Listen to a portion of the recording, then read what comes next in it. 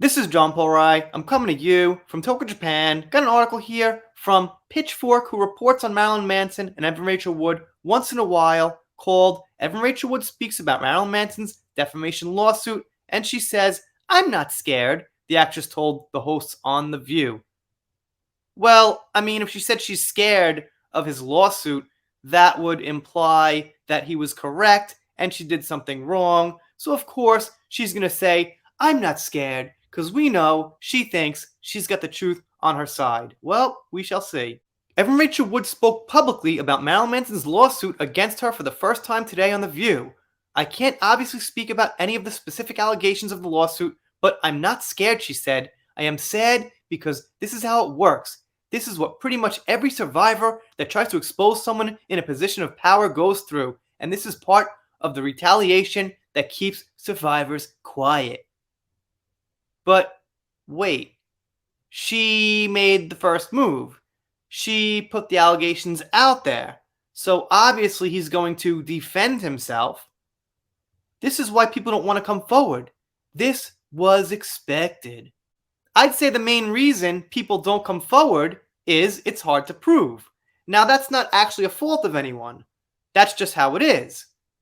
So, if somebody like Evan Rachel Wood actually wants to help abuse survivors, if somebody like Amber Heard wants to help abuse survivors, if Warner Brothers wants to help abuse survivors, because indirectly they're kind of saying we want to help them by firing Johnny Depp unjustly, what they can do is they could help educate women on ways to get evidence for abuse, which there are ways, especially now that we're living in 2022. Everyone's got a camera, everyone's got a recorder on their cell phone. So why doesn't Evan Rachel Wood make a documentary on how to get evidence?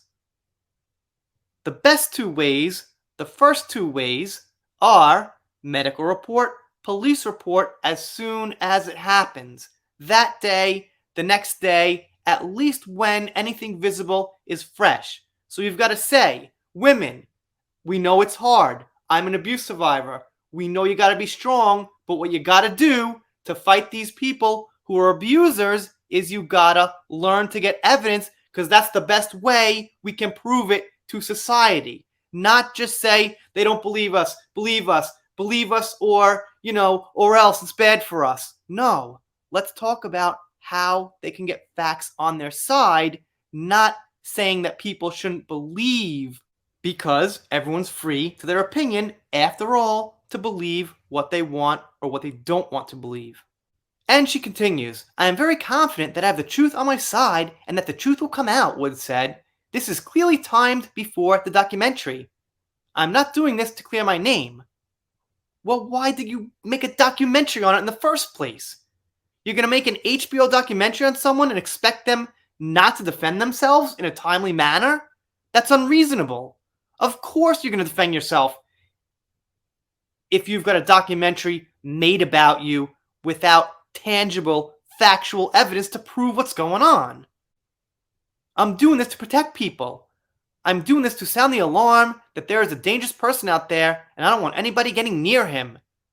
So people can think whatever they want about me. I have to let the legal process run its course, and I'm steady as a rock. But wait a minute.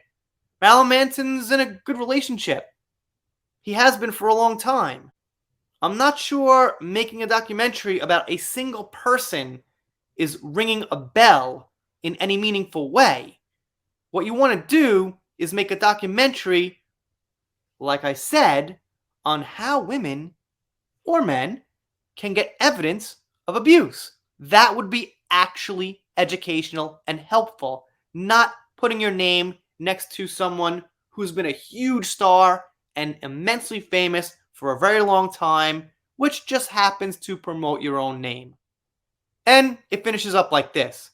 Phoenix Rising debuted at Sundance Film Festival in January. In the film, Wood claimed that she did not consent to sex on the set of Manson's video for his song Heart-Shaped Glasses. The film makes its premiere on HBO Max tomorrow, March 15th.